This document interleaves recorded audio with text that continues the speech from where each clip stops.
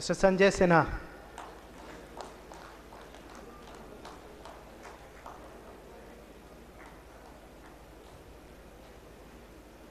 Mr. Sanjeev Kumar Singh.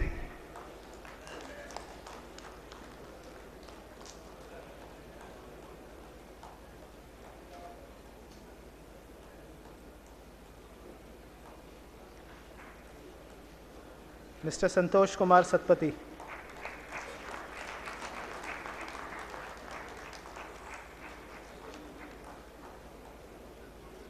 Mr. Saroj Prasad Padhi.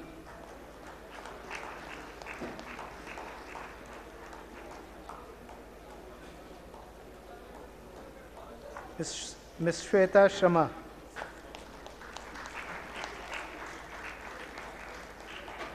Mr. Subhash Chandra Das.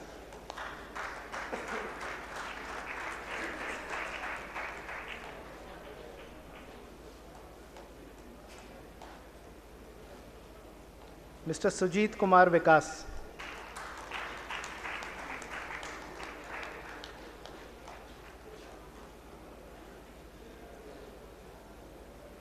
Mr. Surendra Kumar Singh.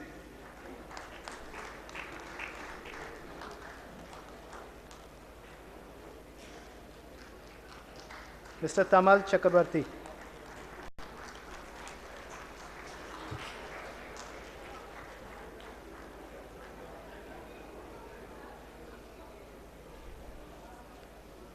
Mr. Vikas Hirani.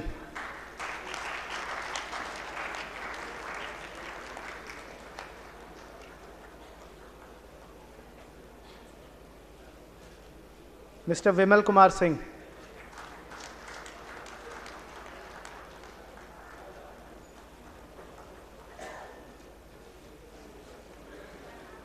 Mr. Vinay Vardhan Prasad.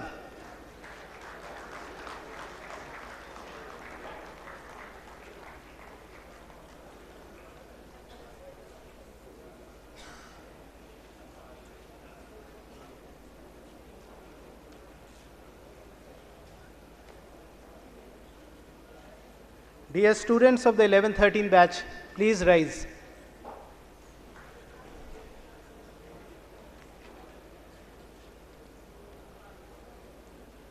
Sir, I have the honor to present before you the candidates for the Executive Postgraduate Diploma in Management on their having successfully completed the necessary requirements and pray that they may be awarded the Executive Postgraduate Diploma in Management.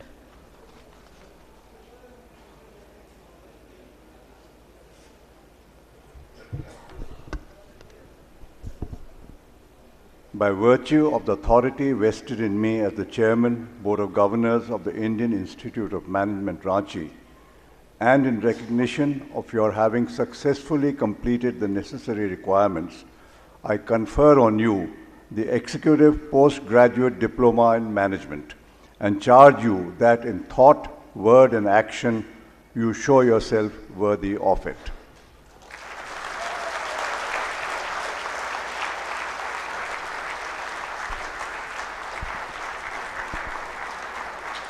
Thank you, sir. Now I request our director, Dr. M.J. Xavier, to read out the oath. The students are requested to repeat. I request the students to please rise first.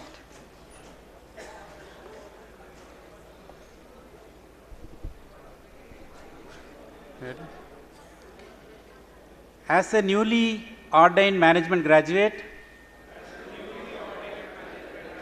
and an alumnus of IIM Ranchi, I take this oath to be a responsible servant who will strive to create value for the organization I work for and the society at large through ethical and moral means and as per the laws of the country in which I operate. I am proud to be an Indian in the first place and will be a global citizen next with strong cultural values of India. I will uphold the values imparted in IIM Ranchi and shall remain humble and honest, and will put in hard work. I will refrain from corruption, unfair competition, or business practices that are harmful to stakeholders, society at large, and the environment. I will protect the human rights and dignity of all people, and I will oppose discrimination and exploitation. I will remain a lifelong learner in order to remain current and relevant to the changing technology, changing business and the society. I will contribute my part for the sustainable and inclusive prosperity. I will strive to develop my inner self so that I can handle any unforeseen events that are beyond the control of anyone that could affect me personally or the organization that I serve. I shall be a role model for others in terms of integrity, ethical behavior, and resilience to come out of crisis. I am proud to be an Indian, and I am proud of my alma mater. This oath I take freely and upon my own will. Jai Hind.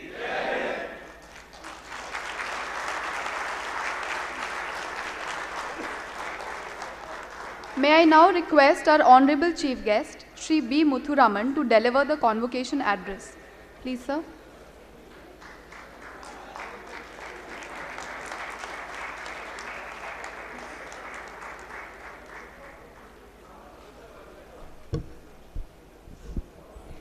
Shri R.C. Bhargava, Chairman of the Board of Governors of IIM Ranchi, Professor Xavier, Director, other members of the Board of Governors of IIM Ranchi, members of the faculty, my dear students, and their proud parents, some of whom I'm sure are here to see their wards, sons, their children get the graduation degree.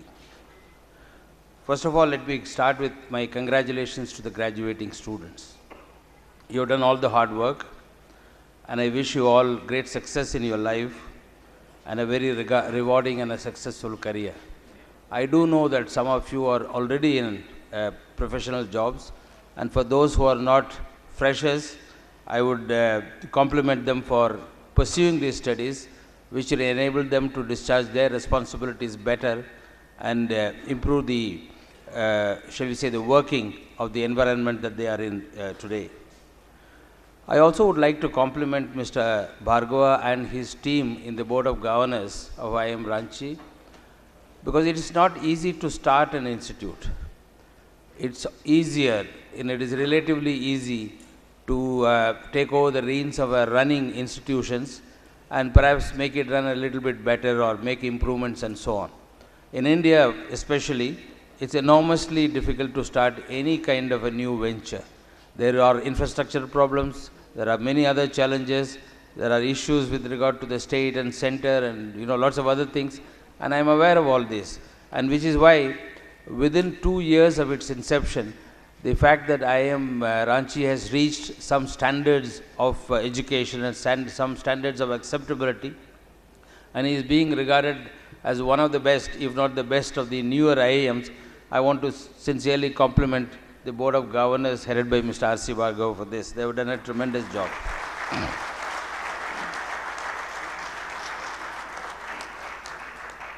Convocation addresses can actually be very boring, because all the students have been through schools and colleges for some 15 odd years, exam after exam, results after results, and lectures after lectures. So I am fully aware of this. So I'm not going to be long. I want to be short, but at the same time I do realize that the convocation is a time for reflection, for sitting back, relaxing, and also thinking about what do you want to become, what kind of companies you want to join if you have already not joined a company. What do you want to be known for? What do you want to stand for? And what do you want to be remembered at the end of your career? And it is good time to reflect on these. And it is from the purpose, from the point of view of helping you to reflect on this, I'm going to mention maybe 3 or 4 points. In schools and colleges, what do we study? We study chemistry, maths, physics, mathematics, computer sciences, mechanical engineering, management education, marketing, sales, finance. So we all learn concepts. We'll gather knowledge. That's the main thing we do in the colleges, or the majority of the thing that we do in schools and colleges is actually to acquire knowledge on a variety of subjects that we choose to acquire knowledge. But I want to tell you that in the actual arena of life, success probably comes from lots of other factors apart from this. In my own personal view, knowledge accounts for 30% of a man's personality, and something like 70% has to do with lots of other traits like passion to perform, that hunger in the stomach to achieve great performance, ability to be decisive, ability to handle successes and ability to handle failures, ability to understand people, ability to make people trust you. Now, these are qualities I believe are inherent in one's person, and these are the qualities that make up for 70% of the success of a person, or probably a higher percentage. And I want all of you to remember it.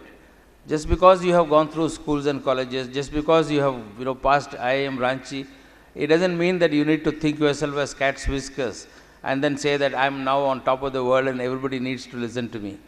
Please do realize that what you have learned so far is only 30% or 25% of a total makeup that you need to have.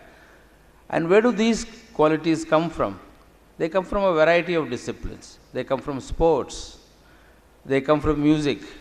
They come from fine arts. They come from listening to other people. They come from observing people. And most of all, they actually come from a self-introspection.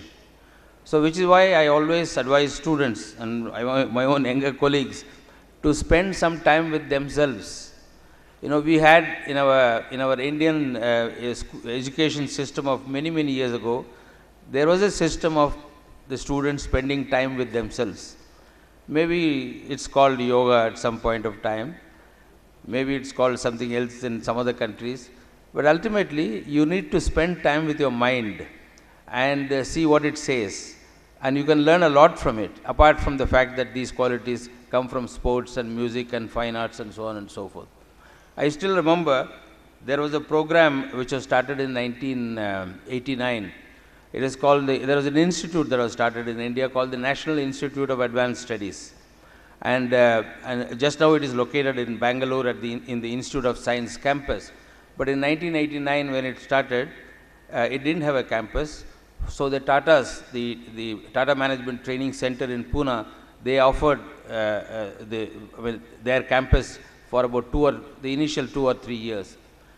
I was the first student in that batch of 1989. We were 24 people. There were 12 from the industries and there were 12 from government, various secretaries and joint secretaries and so on. And there are 12 people, middle level and senior level executives from the industry. This NIAS Institute was a birth child of 2 people. One is Mr. J.R.D. Tata and the other was our first Prime Minister of India, Pandit Jawaharlal Nehru. It couldn't be started in Panditji's time, but it got started in Rajiv Gandhi's time. It sort of between J.R.D. Tata and Rajiv Gandhi spoke to each other on the subject, and this institute is a wonderful institute when it started. We spent 6 weeks in this institute, and what we studied was sociology, philosophy, interpretation of history, music, Western music and Indian music and everything else, lots of sports, lots of conversations.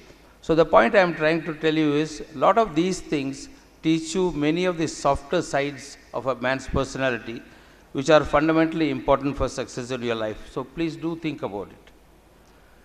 The second aspect that I want to talk to you about, what kind of corporation that you want to join. I do know that many of you have got jobs, many of you are actually experienced, you are already holding positions in various organizations. But I do want to reflect, I do want you to reflect on what kind of companies that you must work for, or that you should aim to or desire to work for. You know, all of us are taught, especially in management schools these days, that a corporation's main job is to make profits and increase in its market capitalization on a continuous basis. That's the purpose of a business corporation. You know, and executives of the business corporation are most often rewarded for doing this. There's nothing wrong with making profits, and profits are fundamental to industrial corporation. There is no question about that. But we must remember that industrial corporations are also social entities. It's very, very important to remember they are part of a society. And society is an important stakeholder in that business, even if the society has not put